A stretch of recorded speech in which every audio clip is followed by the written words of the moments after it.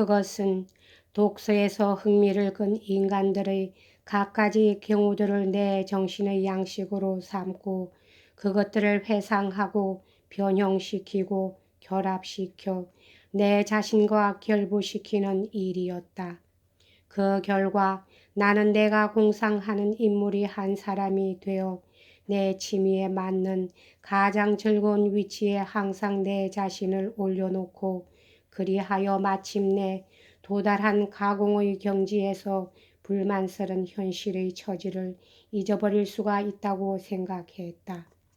그와 같이 공상의 사물을 사랑하고 또 쉽사리 그것에 몰두하게 된 결과는 나를 둘러싼 모든 것을 완전히 싫어하게 되어 그 후 영구히 내 마음속에 남게 된 저 고독벽을 결정적인 것으로 만들어 버렸다. 그런 경향의 기묘한 결과는 이 다음 이야기에도 여러 번 나오게 될 것이다. 표면으로는 무척 사람을 싫어하는 어물한 성격인데 이것은 실상 그럴싸한 존재를 발견할 수 없어 부득이 가공의 사물에 매달려서 살아가려는 너무도 정애가 섬세하고 너무도 자애에 넘치는 마음씨에서 온 것이다. 우선 여기서는 앞으로 나의 모든 정념을 완화 조절하게 되는 성격, 정념을 정념 그것으로 누르고 욕정이 너무 강한 나머지 언제나 실행을 주저시키는 하나의 성격, 그것의 기원과 첫째 요인을 지적한 것만으로 만족해야 하겠다. 이리하여 나는 16이 되었다. 모든 것에 내 자신의 불안과 불만을 느끼고 환경에 따르는 취미도 없고 연령에 따르는 쾌락도 없고 대상을 모르는 욕정에 시달리고 이유 없는 눈물을 흘리며 까닭 모를 한숨을 짓다가 마침내 주위에서는 실현될 수 있는 아무것도 발견 못하고 자신이 그리는 공상의 달콤한 맛에 매달렸다. 일요일에는 설교가 끝나면 친구들이 같이 밖에 나가 놀자고 부르러 왔다. 될 수만 있으면 동료들로부터 빠지려 했다. 그러나 한번 그 틈에 끼어들어 신이 나면 제일 열을 올리고 누구보다도 극단으로 달렸다. 움직이기도 힘이 들지만 중지시키기도 힘이 드는 것이 어느 경우에서건 나의 변함없는 성격이었다. 여럿이서 교회를 산책할 때도 다른 사람이 주의를 주지 않으면 언제나 돌아설 줄 모르고 자꾸만 앞으로 나간다. 두 번쯤 그것으로 낭패를 보았다. 내가 돌아오기 전에 성문이 닫혀버린 것이다. 이튿날 나는 여러분이 상상하는 그대로 당했다. 두 번째는 세 번째의 무서운 벌을 알고 있었으므로 다시는 그런 위험은 범하지 않겠다고 결심했다. 그런데 그 무서운 세 번째가 찾아왔다. 나의 조심도 미니똘리라는 대장 때문에 헛일이 되고 말았다. 이 사나이는 그가 당번을 설 문을 언제나 다른 사람보다 반 시간쯤 일찍 닫았다. 나는 두 사람의 친구와 함께 돌아왔다. 시에서 오리쯤 되는 곳에서 시로 돌아오라는 신호가 울리는 것을 들었다. 걸음을 재촉했다. 마침내 큰 북을 치는 소리가 들렸다. 정신없이 달렸다. 숨이 차고 땀에 흠뻑 젖도록 달렸다. 가슴이 벌떡였다. 저만치 파수를 쓰고 있는 보초병들이 보였다. 뛴다. 숨차게 헐떡이며 외친다. 이미 늦었다. 전이 보초소에서 20걸음쯤 떨어진 곳에서 첫 적교가 올라가는 것이 보인다. 나는 그 무서운 뿔을 공중에 쳐다보며 몸을 떤다. 그야말로 이 순간부터 내게 시작되는 피할 수 없는 운명의 불길하고 치명적인 전조였던 것이다. 처음에는 너무나 괴로워 멍청하니 두개 넘어져서 흙을 깨물었다. 친구들은 자기들의 불운을 웃으면서 즉각 각오를 정했다. 나도 각오를 했지만 결심하는 방법이 달랐다. 그 자리에서 두 번 다시 주인 집으로 돌아가지 않는다고 맹세한 것이다. 그리하여 이튿날 문 여는 시간이 되어 친구들이 시내로 들어갈 때 나는 이제 이걸로 하직이다 라고 작별 인사를 하고는 외사촌 베르나르에게 내 결심과 다시 한번 나를 만날 장소를 몰래 좀 일러달라고 부탁했다. 수습공으로 들어간 뒤로는 그와 더욱 멀어져서 만나는 일도 적었다. 그래도 한동안은 일요일에 서로 오가곤 했는데 어느 틈엔가 각기 다른 습관을 갖게 되어 이젠 좀처럼 만나지 않게 되었다. 이런 변화에는 분명 그의 어머니가 많은 간섭을 한 것으로 짐작된다. 그는 양반의 집 도련님이고 나로 말하면 보잘것없는 수습공으로 생제레베의 조물하기에 지나지 않았다. 출생신부는 같았지만 이제 두 사람의 사이는 평등하지 않았다. 나와 교제하는 것은 체면을 깎는 일이다.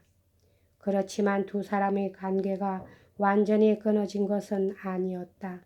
게다가 인적 많은 소년이었으므로 어머니의 경고에도 불구하고 가끔 양심의 소리를 쫓았다.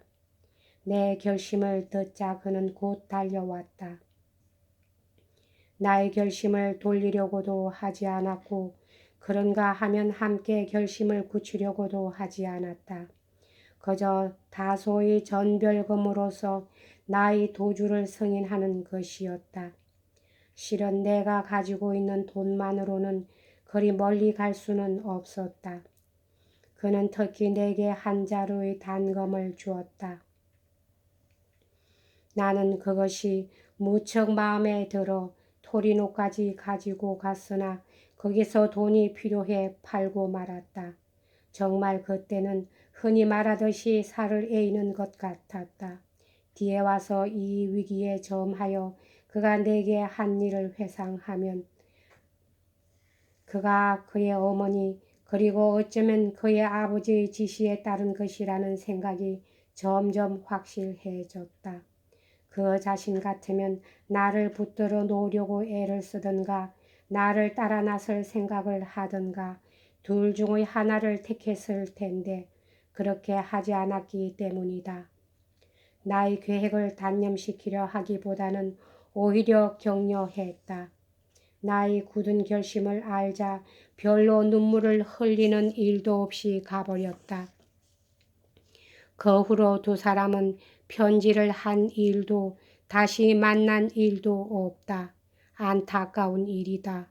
정말 성격이 아름다웠던 두 사람은 서로 사랑하기 위해 만들어진 것 같았다. 운명의 불행 속에 몸을 맡기기 전에 잠시 눈을 돌려 내가 보다 훌륭한 주인 밑에 있었다면 어떤 운명이 나를 기다리고 있었을까 생각해 보고 싶다.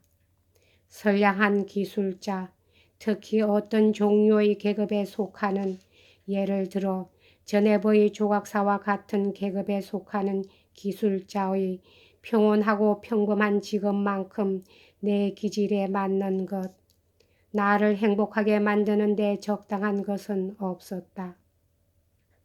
편히 지낼 수 있을 만큼의 돈은 있고 그렇다고 재산가할 수 있을 만큼 화려하지는 않은 이러한 직업은 나의 야심을 억제하여 그대로 여생을 맞이하게 했을 것이며 적당한 취미를 기를 수 있는 여가를 주고 내 분수 안에 나를 머무르게 하여 그 밖으로 벗어나는 어떤 수단도 주지 않았을 것이다. 모든 경우를 자신의 공상으로 장식할 수 있는 풍부한 상상력, 말하자면 마음 내키는 대로 이 처지에서 저 처지로 스스로 옮겨갈 수 있는 강력한 상상력을 가지고 있었기 때문에 설사 실제로는 어떤 처지에 놓여 있더라도 그리 큰 문제는 없었을 것이다. 자신이 처해 있는 현실의 자리에서 가까운 공중 누각으로 그곳에 자리를 잡고 나비의 꿈을 즐기는 데는 그리 먼 거리도 아니었을 것이다. 그런 점에서 보더라도 지극히 단순한 직업, 괴로움도 걱정도 가장 적은, 정신을 가장 자유롭게 해주는 직업이 내게 가장 적당했다는 결론이 나온다. 그것이 바로 내가 수습하고 있던 직업이었다. 자신의 종교, 자기의 나라, 가족, 그리고 친구들 속에서 하고 싶은 일과 마음에 맞는 사교와의 일치 아래 자신의 성격이 요구하고 있던 그 평화롭고 조용한 생활을 보냈을 것이다. 선량한 기독교 신자, 선량한 국민, 선량한 아버지, 선량한 친구, 선량한 기술자, 말하자면 모든 일에서 선량한 인간이었을 것이다. 자기의 직업을 사랑하고 아마 다소는 그 직업을 향상시켰을 것이다.